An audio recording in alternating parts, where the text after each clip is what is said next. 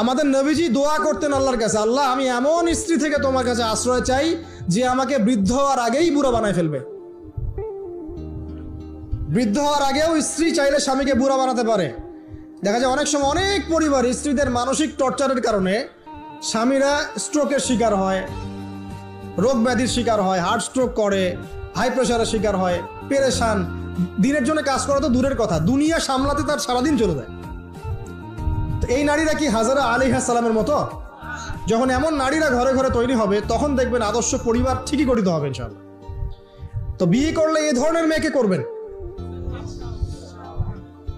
রূপের সৌন্দর্য দেখে, টাকা পয়সা দেখে আর অন্যান্য বিষয়গুলো দেখে এত বেশি ইমপ্রেসড হওয়ার দরকার নেই। আপনি দেখবেন দিনদারিতা আছে কিনা।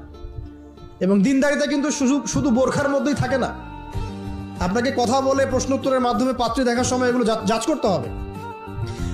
আপনাকে ওর মাকে দেখতে হবে, তার মা কেমন, কোন মায়ের সন্তান সে, তার মায়ের আকীদা কেমন, তার মা কেমনে চলাফেরা করে, ওর নানি কেমন, ওর পরিবারের সদস্যরা কেমন, এগুলো দেখে মেয়ে চুজ করবেন।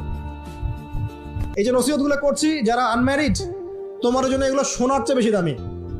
কারণ এই ডিসিশনটা এত গুরুত্বপূর্ণ যে জীবনে যদি এটাতে ভুল করে ফেলেন কখনো, সারাটা জীবন আপনাকে এই বোঝা টানতে হবে। এবং এমন কষ্ট আসবে যেটা আপনার ওই যে বিয়ের পর নতুনত্বর সাময়িক সুখ থাকে 1 বছর 2 বছর 2.5 বছর 3 বছর পরে দেখবেন সারা জীবনটা জাহান্নাম হয়ে গেছে। তো একটা নসিহত, বাড়ির স্ত্রীরা এবং বোনরা যদি হাজেরা আলাইহিস সালামের মতো হতে পারে ইনশাআল্লাহ তাআলা আদর্শ পরিবার গড়ে উঠবে ইনশাআল্লাহ।